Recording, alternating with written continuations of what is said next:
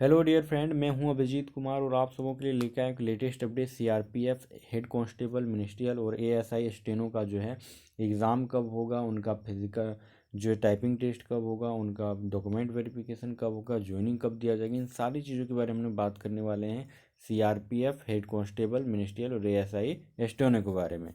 तो चलिए देखते हैं। जितना भी कुछ बताने वाला हूँ वो सीआरपीएफ की ओर से जारी किया गया, ऑफिशियल जारी नहीं किया गया, लेकिन जितना पता चला उनके अनुसार रिकॉर्डिंग में बताऊँगा। ये चेंज भी होने की भी चेंज भी हो सकती है। देखिए क्या लिखा हुआ है, ये हम लोग शुरू से देख लेते हैं कि हम लोग का जो है अप्लीकेशन डेट जो है, एप्लीकेशन होता है 4 जनवरी से स्टार्ट होता है, 25 जनवरी तक इनका लास्ट डेट होता है। फिर बोला जाता है कंडक्ट रिटर्न एग्ज़ाम।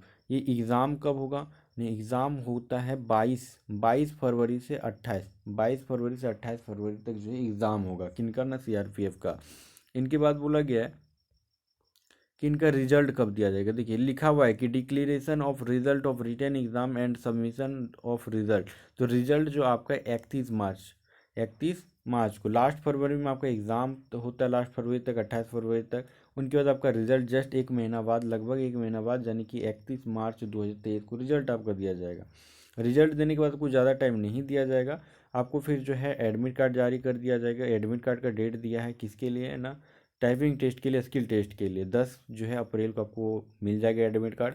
उनके बाद जो एग्ज़ाम कब, टाइपिंग टेस्ट और स्किल टेस्ट कब होगा ना, 17 अप्रैल से लेके जो है 30 अप्रैल के बीच में। बिल्कुल भी आपको टाइम नहीं दिया जा रहा है, बिल्कुल भी नहीं। जैसे कि यहाँ पे एग्ज़ाम हो रहा है, पहले तो फॉर्म भराया जा रहा है 25 जनवरी तक, तो ऐसे ही फॉर्म भराएगा।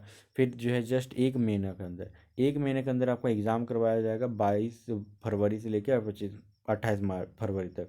फिर आपका रिजल्ट एक महीने बाद दिया जाता है। जस्ट जो है रिजल्ट के बाद लगभग 15 दिन के बाद आपका एग्ज़ाम शुरू हो जाता है। और एग्ज़ाम शुरू होने के बाद जो है 30 अप्रैल को फाइनली एग्ज़ाम का स्किल टेस्ट जो है टाइपिंग टेस्ट ख़त्म हो जाता है। और उनके बाद इनके बाद जो है आपको देख लीजिए यहाँ पे लिखा हुआ है कंडक्ट। उनके बाद क्या होगा? PhD document verification and DME and RME, यानी कि आपको पीएचडी डॉक्यूमेंट वेरिफिकेशन और मेडिकल जो है और री मेडिकल कब कब होगा। तो ये दिया गया, ये होगा 29 मई से 15 जून। 29 मई से लेके 15 जून तक।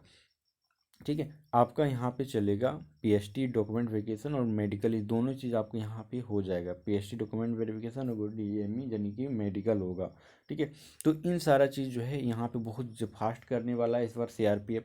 हो सके तो इस बार जो है आपका जो है एक जो अप्लीकेशन डेट 25 जनवरी तक का है, ये डेट आगे भी बढ़ाया जा सकता है।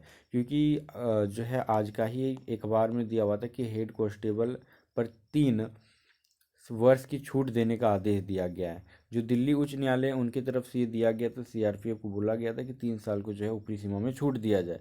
इसके अनुसार जो है ये डेट बढ़ाया जा सकता, एप्लीकेशन का बढ़ाया जाना चाहिए कि 25 जनवरी, इनको आगे भी किया जा सकता है। ठीक है, तो ये बहुत ज़्यादा प्रोसेस, बहुत फास्ट इस पर प्रोसेस होने वाला है सीआरपीएफ हेड कांस्टेबल मिनिस्ट्रियल और एएसआई स्टेनो का। धन्यवाद।